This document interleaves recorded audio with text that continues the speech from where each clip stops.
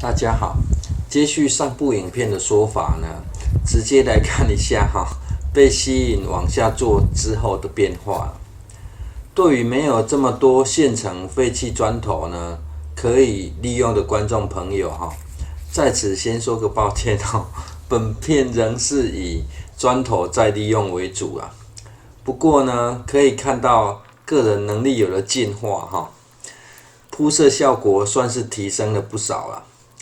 此区的砖块呢，算是比较平整粘有水泥的数量也比较少了。由于走道呢，大约是4块半的砖头宽选择将比较凹凸不平的砖块呢，就靠外侧摆不选择刨去上方的水泥呢，是可以省去还得善后的麻烦而这样没有封死的缝隙呢，还可让土地呢留有透气孔看到铺设完之后的样子呢，狗也开始紧张了起来Coffee 赶快过来吃一下草大有帮草求情的味道至于拿瓦呢，是要把这当伸展台吗？又秀起了战斗蹲姿不过呢，如果把一旁的石柱当钢索行走应该会更吸引人吧。就个人的学习经验呢，觉得过程比结果还重要所以习惯在每区块做之前呢，进行记录以方便事后进行前后对照比较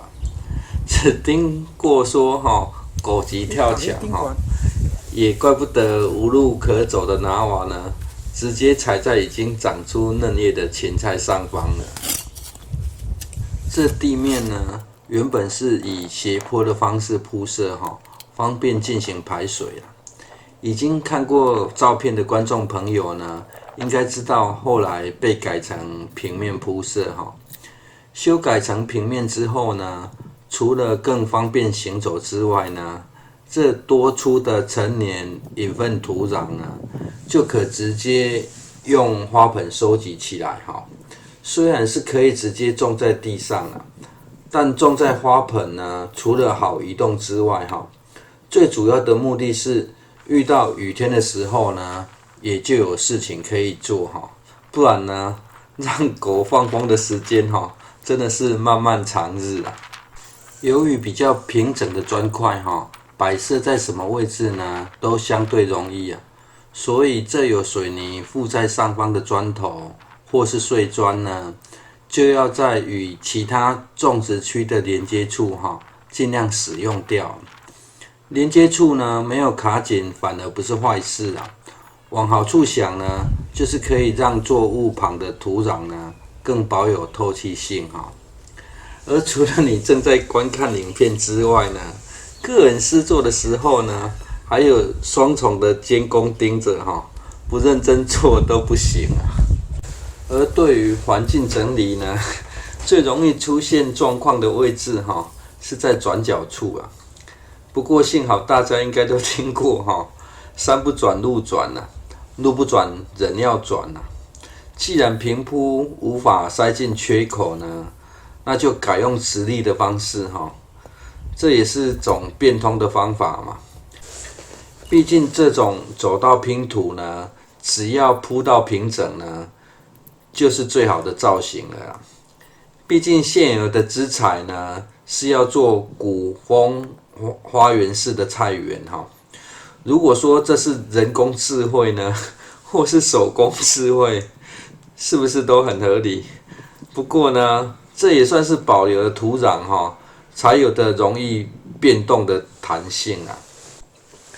而虽然知道这对于专业人士而言呢，真的是班门弄斧弄个简单的工具呢，就可以把砖头切到想要的大小了不过呢，对于我这算是门外汉而言可以做成这样呢，倒是很满意的。而影片拍得如此琐碎的原因呢，因为实在不清楚哪里才是整理的重点所以对于觉得有点状况的地方有花了一点功夫处理的位置呢，影片就保留了下来哈，大家就各取所需吧，解决自己想要面对的问题啊，可别再发生呢，跟着挖了蓄水池哈，也想利用虹吸现象呢来取水啦，却根本没有河道经过哈，这目前呢个人是还没有想出解决的办法啦，当初没有交代清楚哈，真的是非常抱歉。终于可以进入呢直线加速铺设的阶段哈，不过有趣的意外来了啦。Coffee 看到我好像停下工作哈，马上跑过来讨摸啦，拿娃却在原地发出了警示的叫声哈，不准 Coffee 靠近啦。慢了半拍才决定也跟着过来讨摸哈，不过呢已经继续上工哈。就假装没有看到他。这影片其实有加速进行啊，但拿瓦还真是有耐心哈，就这样不死心的站在原地呢，盯着看哈。不过拿瓦还有个重要的任务还没有做完呢，腿长的拿瓦呢，还要担任走秀的主角。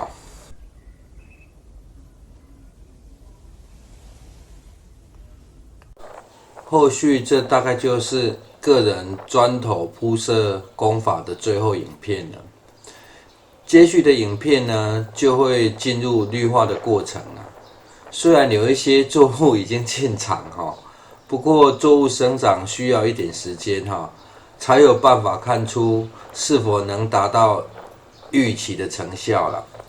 所以才将砖头铺设过程哈集中起来哈。也方便需要参考的观众朋友呢观看哈。这个区块呢，本来思考是完整铺设后哈，再摆上盆栽啊。不过呢，花盆放久了呢，根系一样会钻出来嘛，所以干脆就把要绿化环境的作物种在这里就好了。而为了避免土壤流失啊，就把排水道的砖头挡土呢往上拉了，算是形成一个与步道结合的小花圃，或是天然花盆啊。整理至此呢，虽然此区绿化环境作物还没有进场哈，但这样的结构呢，个人是感觉超乎预期的效果啦。也许呢，这就是做减法的效果哈。通常美化环境呢，有个习惯就是不断的增添内容物嘛，但没有整体规划与设计的能力呢，却容易造成反效果了。而个人也算是明显犯了这个错误哈。现在摆进绿卷须生菜的主因呢，是要测试这封住已久的土壤肥力啊。浇水的同时呢，也顺道清理一下哈砖块上方的泥沙啦。这让砖块下的土壤吃点水哈，还可让土壤更抓紧固定砖块啊。由于今年种的结球莴苣哈，大家是赞不绝口啊，很想说哈，把鲜嫩的生菜呢拿去煮，怎么会不好吃？所以又暂时追种了绿卷须生菜哈，这也是使用种子的好处啦。想要什么时候种都可以哈。